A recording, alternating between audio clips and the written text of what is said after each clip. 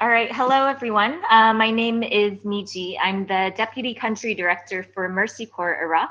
I hope that you can hear me. And actually, I think I may be short on time because we started a little bit late. Thank you for waiting. So if we don't get to Q&A at the end of the session, please do reach out to me on the chat platform. I'm happy to answer any questions after the session. So I hope you can see my screen. Let me just switch. Okay. So I'm honored and delighted to present the Perma program. Perma starts for Promoting Economic Revival for Microbusiness and Agriculture. We're a consortium of partners using a systems-based approach to integrated economic growth in Ninawa Governorate in Iraq. Perma is a 3-year program currently in its 2nd year. So before we get to the intricacies of the program, I just wanted to present briefly on Mercy Corps.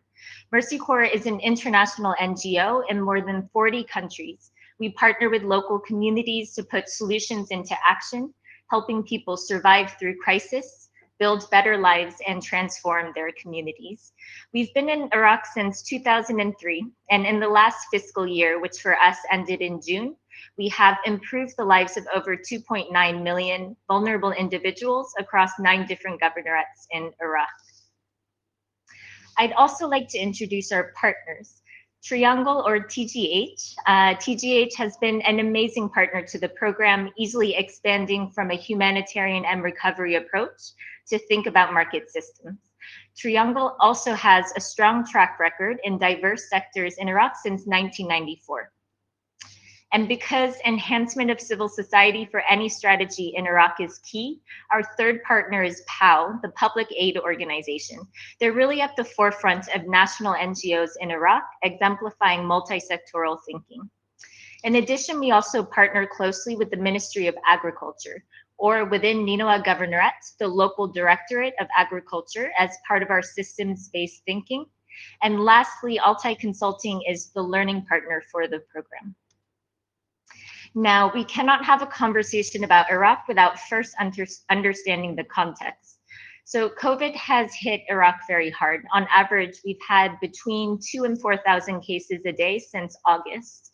And it's really impacted the lives of the most vulnerable. So informal workers, daily laborers, 4.8 million in Iraq, have resorted to negative coping strategies.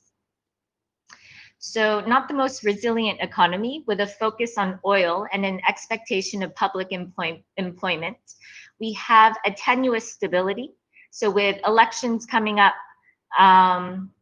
really spurred on by protests that have been an underlying current of society for the past 12 months. So this really all underscores a push for better governance. Perma is implemented in Al Hamdaniya district in Ninawa Governorate. So this is quite close to Mosul city, an area that was devastated by ISIS and the conflict to drive out ISIS. So Al Hamdaniya is one of the most diverse districts in Iraq in terms of religions and ethnicities. Ninawa Governorate was once the breadbasket of Iraq and now has devastated infrastructure and land. And communities here have limited resources to rebuild. It's even estimated that the ISIS occupation may have reduced Iraq's agricultural production by 40%. So this situation is largely a product of history, so state-driven economic development and a weak private sector. But we have been seeing a change. So now we're finding very few farmers rely on agricultural cooperatives or government authorities for price information. So this is a bit of a departure from previous reliance on state interventions. So in order to succeed, we believe the strengthening of the private sector is key, and this is where Perma comes in. So to know Perma, one must understand market systems development, or MSD. So in a more traditional development type thinking, one does your needs analysis, problem trees, comes up with solutions to directly address these needs. In a systems-based approach, one thinks about problems, analyzes the market, but then stops and looks at market actors. So what market actors should be solving these problems or can be solving these problems, and then we use that to facilitate solutions.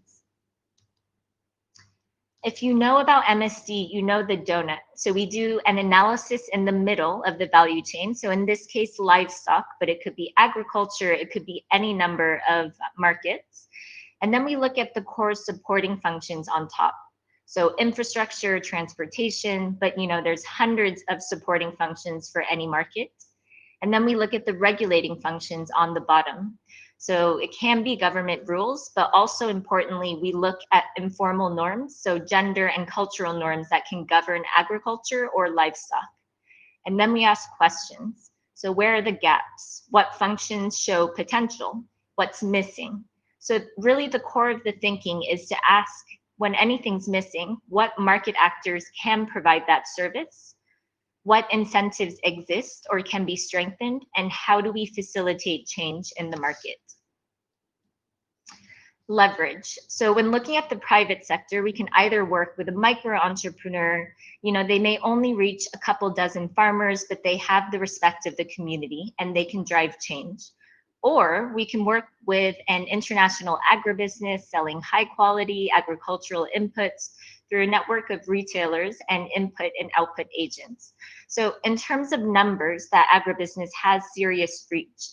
They can encourage retailers to provide training and knowledge to farmers. But at the end of the day, they have less influence on each individual farmer.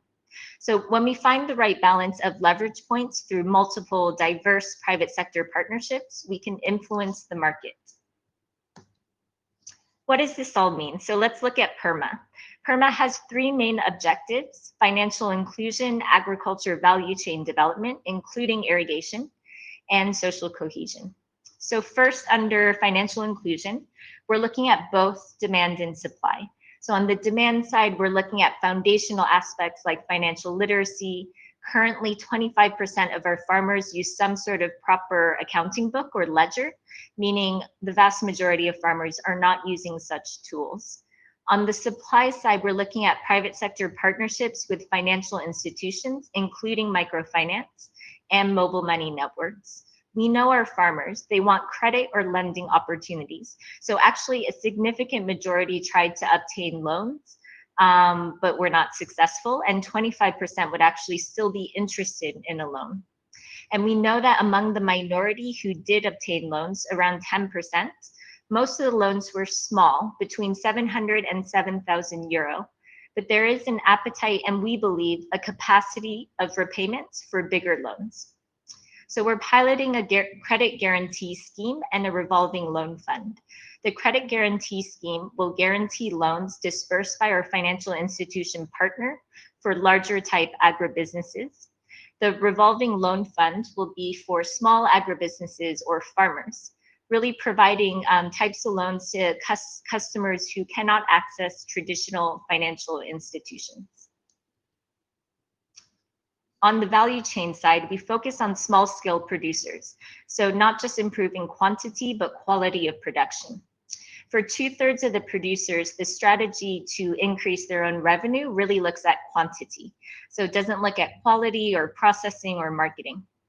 Over half of our farmers say that they face competition from imported products. So we believe to enhance local competitiveness, we need to focus on quality. And in order to make quality an incentive, we need to engage the private sector, say to price based on quality or to provide embedded services to producers, all geared towards quality development. We're focused on specific value chains. And through the leadership of Triangle, we're also rehabilitating irrigation infrastructure. And it's through a consultative process with farmers. So they actually have a say on how irrigation canals are built in partnership with the Directorate of Water. At the end of the day, we aim to irrigate 3,600 hectares of land. On the social cohesion side, because economic activity is an opportunity to divide or connect communities, and this is especially important in the history of diversity in Al Hamdaniya. So this has led to the strength of the community, but also divisive conflict in the past. We're finding that much economic interaction actually takes place within one's ethno-religious group, maybe not surprisingly, but during commercial phases, such as purchasing ag inputs or selling produce, that's when the most interreligious inter-ethno-religious group interaction happens. So while farmers were not interested in cooperatives, they saw this as an old model that was unsuccessful.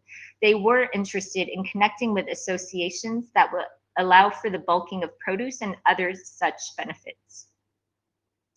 So through Triangle, we're working on water user committees around these shared irrigation infrastructure to ensure maintenance. This is also a core part of social cohesion. And through our partner POW, we're looking at advocacy for smallholder producers to enable bulking of produce and a focus on leadership and negotiation enhancement for women and youth. So even in the initial planning stages for this program, to implement MSD in such a complex crisis was challenging. And now even more so with COVID, with so many humanitarian actors that focus mainly on direct service. In our assessment post-COVID, we've actually found that small-scale farmers have experienced significant loss. Luckily, the last farming season was not that bad. However, COVID continues to create barriers for livelihoods. So we are adapting. Our credit guarantee scheme and revolving loan fund are designed to enable cash-strapped financial institutions to explore lending, revenue generation, new types of products and services. And there are demands there that weren't there before. So micro, small, medium-sized enterprises are demanding financial services because it will save their business. COVID also provides extra incentives for digital solutions. So of course, digital trainings, remote work, that's all happening. But because of the access and movement restrictions due to COVID, it created a unique environment, unique incentives to test out digital payment solutions through mobile money, and potentially also looking at savings products through mobile money network operators that may provide a niche in the financial services market. So just a little bit on the success of Perma to date. So we've successfully adapted financial literacy, developed a local network of trainers to really scale up these activities. And we've also identified our microfinance institution partners. These are incredible institutions that somehow manage to stay alive during extremely difficult times in Ninoa Governorate. And we've also identified a potential mobile network operator to work on our financial service portfolio. On the shared value side, we're piloting private sector partnerships. So it's all about building commercial relationships between farmers and agribusinesses to improve productivity and quality, but also rebuilding community relationships in Ninoa. So a little bit on mushrooms, we're focused with a private sector partner to focus on female farmers. So mushrooms are a product that it doesn't need much land or imported seeds or fertilizers, does not require much irrigation. So it's a low cost opportunity for women to grow and sell their own produce in the market.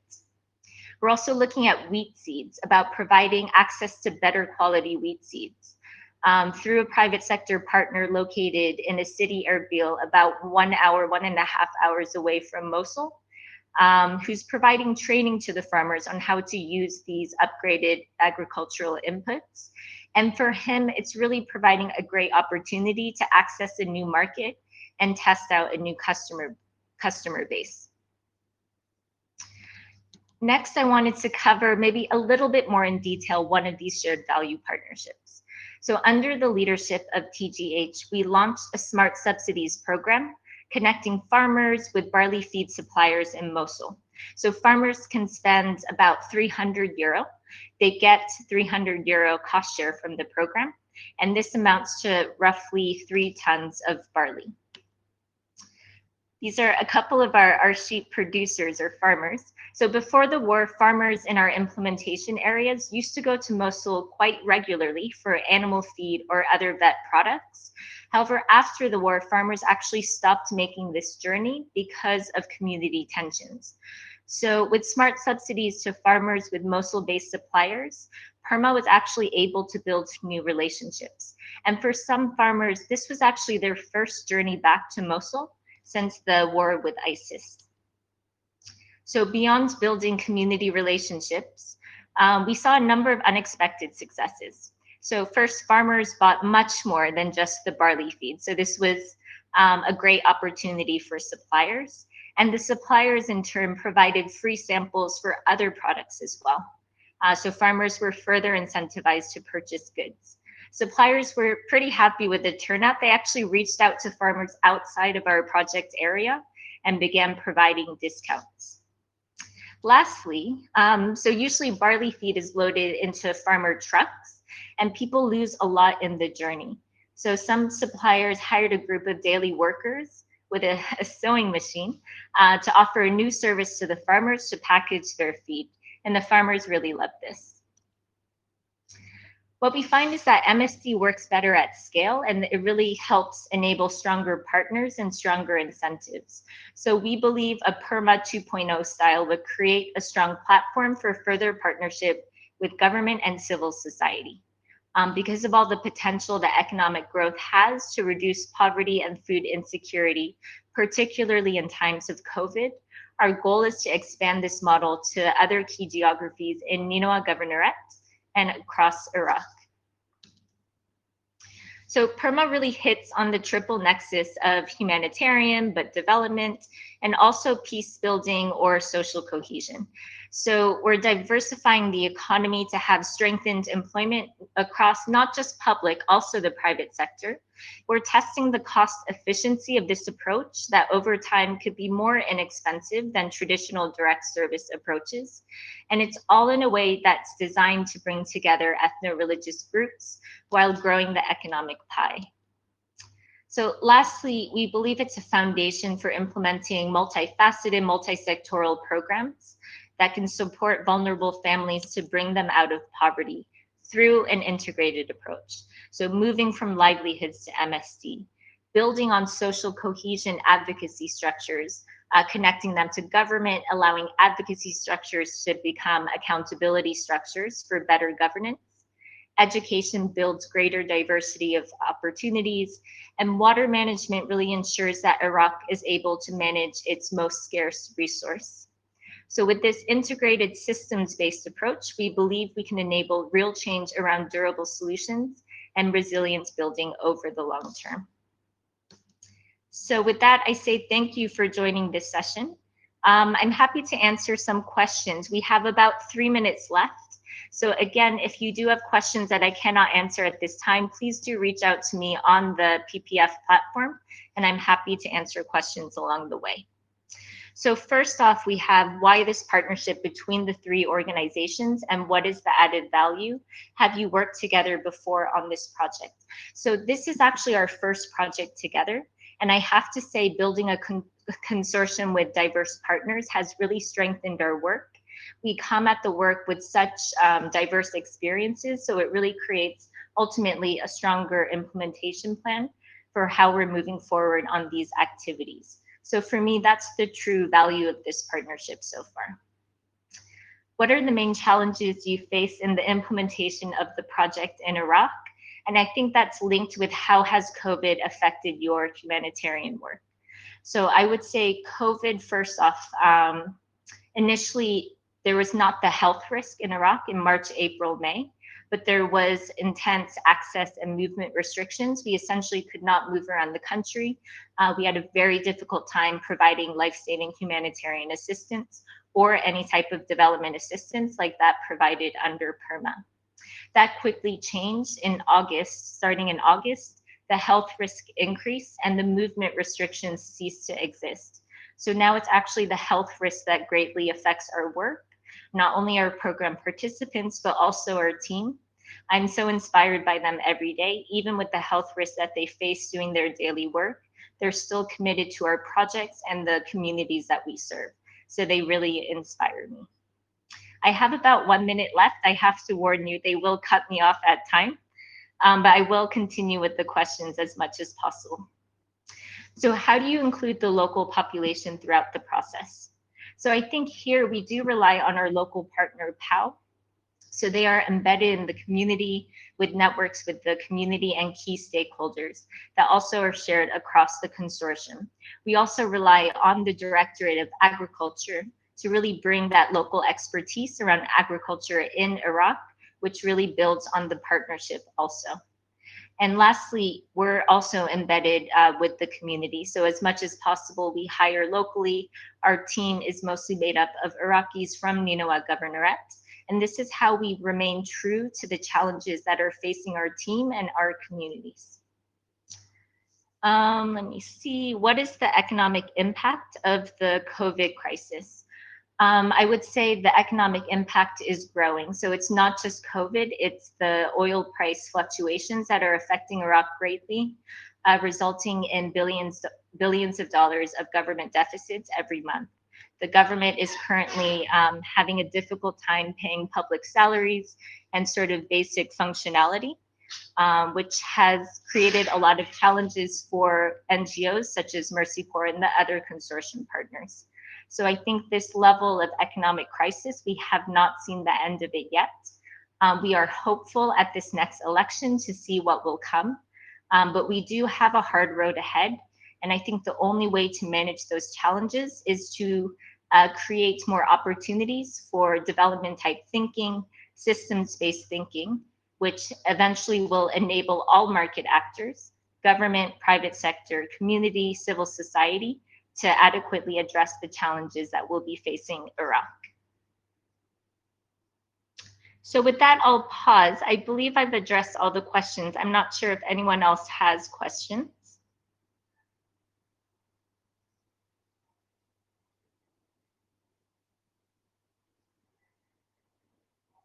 Okay, wonderful. So then I'll just leave you with one more message.